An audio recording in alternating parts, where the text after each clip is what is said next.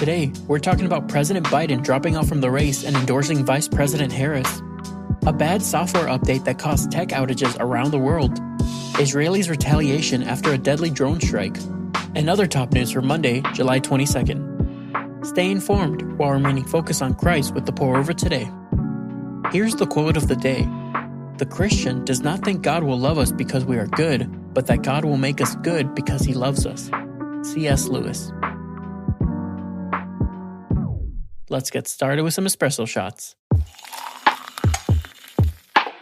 President Biden has dropped out. Yesterday, in a post on X, the president announced he's ending his re-election campaign following a much-criticized debate performance and weeks of pressure from within his own party. Biden called serving as president the greatest honor, but said it was best for the party and country that he stand down and focus solely on fulfilling his duties as president for the remainder of his term. Shortly after, he and many others endorsed VP Kamala Harris. While Harris is the instant favorite, she's not guaranteed the nomination. Delegates who had previously pledged to vote for Biden will be free to vote for anyone they choose at next month's open Democratic convention. Harris says she intends to earn and win the nomination. Other likely contenders include Governors Newsom, California, Pritzker, Illinois, and Whitmer, Michigan.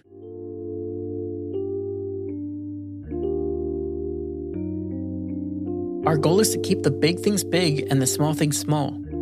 It's not that an open convention isn't important, it's just not God of the universe important. No matter what happens in the 2024 US election, God will remain in control. Job 12:10 says, "The life of every living thing is in his hand, as well as the breath of all humanity."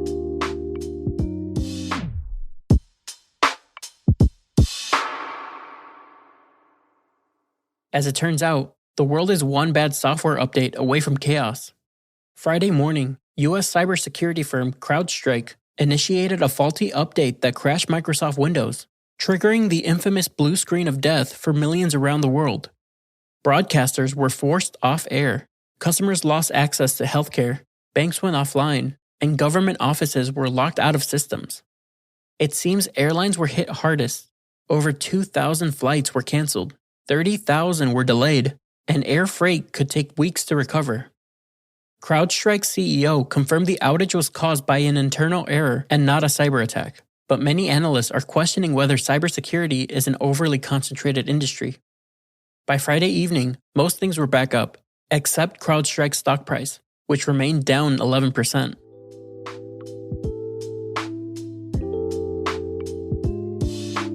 Here's the verse to consider when unexpected circumstances have you flustered or frustrated. Therefore, as God's chosen ones, holy and dearly loved, put on compassion, kindness, humility, gentleness, and patience, bearing with one another and forgiving one another if anyone has a grievance against another. Just as the Lord has forgiven you, so you are also to forgive. Colossians 3:12 and 13.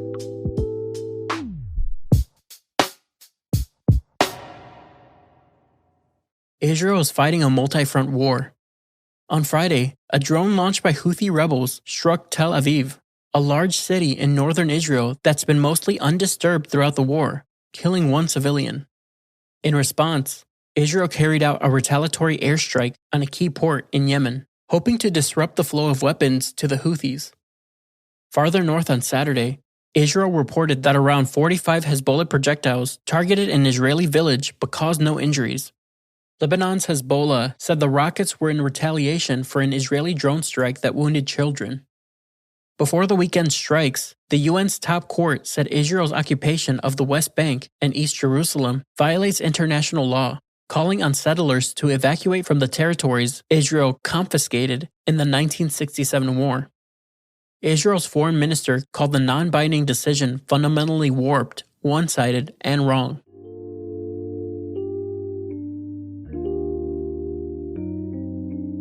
Pray for the peaceful end to all conflicts worldwide, even as we wait for hope for God's kingdom to come in full. For the day when God's reign of peace will settle every dispute and all nations will walk in his paths. Micah 4:3 says, "He will settle disputes among many peoples and provide arbitration for strong nations that are far away. They will beat their swords into plows and their spears into pruning knives. Nation will not take up the sword against nation, and they will never again train for war. Your kids still have a lot of reading left to do this year. Novels on summer reading lists, which we're sure they'll finish long before Labor Day, billboards on family road trips, and textbook after textbook this fall. Put first things first this back-to-school season, and make sure they have their own copy of the most important book. CSB has a Bible for every age and every stage. Easy for Me Bibles for the littlest readers, Explorer Bibles for your junior page turners, and Study Bibles for your curious contrarian. There's plenty of options for mom and dad too, like the CSB Note-Taking Bible or the Old and New Testament handbooks. Check out the link in our show notes to browse the full back-to-school catalog and get your whole family in the Word this year.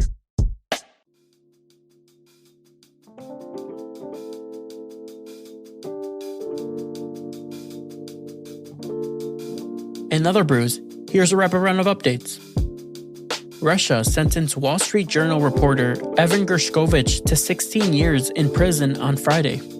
Gershkovich, a 32-year-old American, was arrested on contested espionage charges in March 2023 and tried in a closed courtroom this month. The WSJ called his conviction a sham, and the U.S. government is seeking his immediate release through diplomatic channels.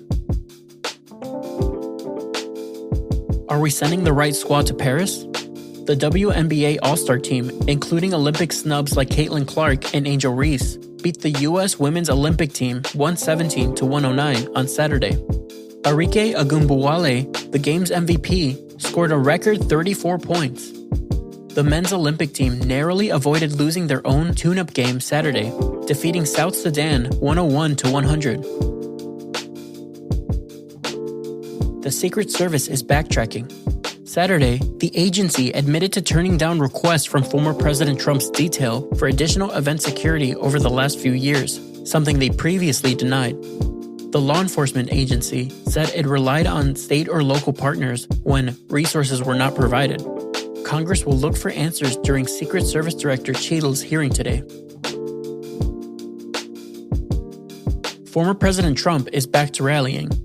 The GOP nominee held his first post-assassination attempt rally Saturday. Running mate J.D. Vance and extra security joined less bandaged Trump in Michigan, a swing state, where he distanced himself from Project 2025 and criticized Vice President Harris amid the whispers that President Biden was preparing to drop out.